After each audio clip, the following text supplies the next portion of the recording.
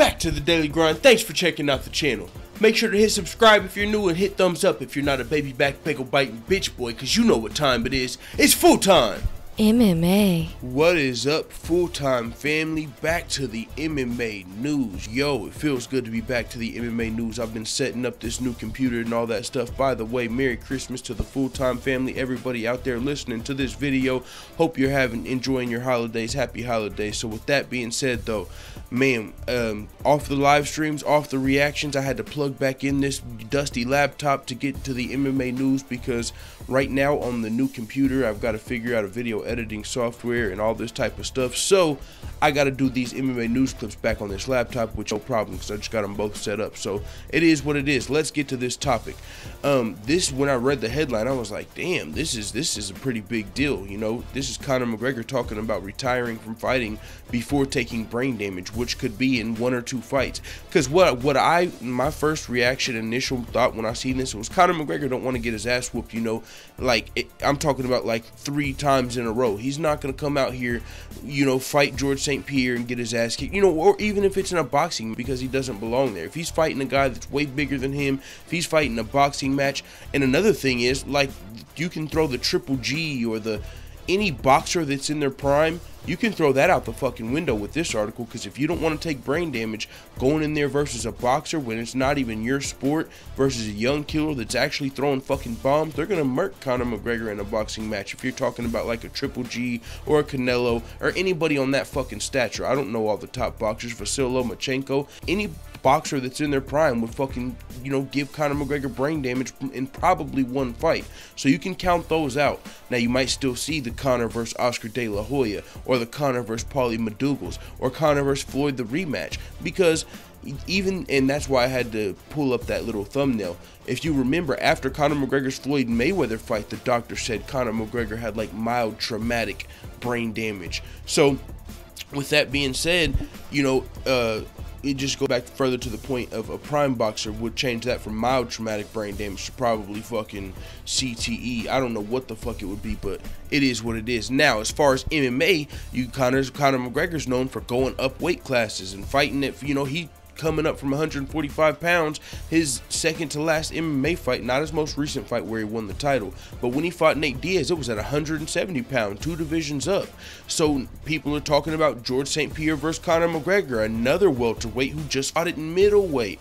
George St. Pierre would be like a fucking giant to Conor McGregor in there, and he would probably, if just on paper, George St. Pierre would ragdoll Conor McGregor. I don't know about brain damage. I mean, maybe if you hit him with some ground and pound down there, I mean, yeah, but with that being said, or Tony Ferguson. Tony Ferguson's got them motherfucking sharp ass elbows. He just got them even sharper for McNuggets. He said on social media, you get in Tony Ferguson's mount and you eat too many of them elbows. I'm just saying, Conor McGregor is not going to lose 2 fights in a row and keep fighting. If Conor McGregor loses 1 fight in a row, you might see him, depending on if he got his egg scrambled. You know what I'm saying? If he takes too much brain damage in 1 fight, he might be out. If he loses 2 fights in a row, he's probably definitely out, and he's got the luxury to do that. Unlike a lot of other fighters, Conor's made the money to be able to walk away before brain damage. A lot of fighters don't have that luxury, and this is what Conor McGregor had to say in this interview. He said, I always look at the end from a damage taken standpoint. How much damage have I taken? How is my brain? How is my mental health? How is my physical body? How is my training? How is my preparation? How is my hunger for it? That is where I gauge how long I will do it, and there is still a lot left in me. It is not necessarily a money thing for me. I'm passionate about fighting. Fighting is what I love to do, and I'll continue to do it as long as I'm healthy and willing to put in the work it takes to do. I will not be stupid though. I will not notice things about myself and then continue to do it like many fighters before me. It's dangerous, it's a dangerous, ruthless business, and I'm aware of that. Thankfully, I'm in a position of great wealth. I do not need to do it. I'm doing it for the love of it. I will make my decision when the time comes. So yeah, what he's saying is, and one thing about that though, I gotta say, because it kind of seemed like he was taking shots at fighters who take brain damage, because he said, I will not be stupid though. I will not notice things about myself and then continue to do it like many others before me, like saying, so like the people who did it before him are like stupid, or he's just saying he's not gonna be stupid, whatever, you get the point. But what I'm saying is some people just don't make, people don't fight Floyd Mayweather for $100 million.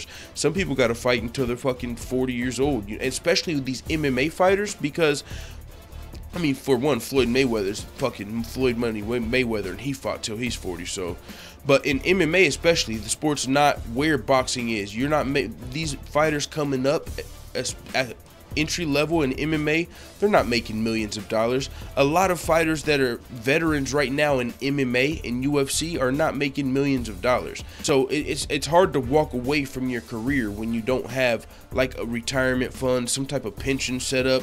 And you know what I'm saying? These guys have to keep fighting to keep bringing in money. It's not that they're fucking stupid. It's just they chose to be fighters, and until they've got protections in place that some of these other sports have, that's just what it's going to be with some of these MMA fighters. But that is what it is on this video, man. Conor McGregor's coming out saying that he's going to retire before he takes brain damage. So that's not saying he's going to retire before his next fight. One thing is, Conor McGregor has not defended his belt in over 13 months. I believe we're either coming up on 13 or 14 months since Conor McGregor has defended his belt that he won. With that being said, it's about time to defend or vacate. I know Dana White said Tony Ferguson had no business telling Conor McGregor to defend or vacate, but us as fans need to be telling Conor McGregor to defend or vacate. Even if you want to do your Thug Dizzle and wait 5 more months to fight somebody, GSP or Nate Diaz, can us as MMA fans see Tony Ferguson back in that joint? You know what I'm saying? So with that being said, I'm out, man. Thanks for tuning in. I was about to say Happy Christmas. Merry Christmas to everybody. I'm going to keep pumping out the fucking content. Not only today, I'm going to take a little break right now, but tonight I'm pumping out the content, motherfucking like Santa Claus. Tomorrow I'm pumping out the content. The next day, because it's the daily grind. So it is what it is, man. Let the full-time family know what the fuck you tell me in the comments. I'm out.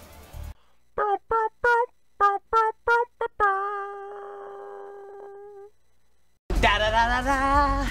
It's the motherfucking DOG.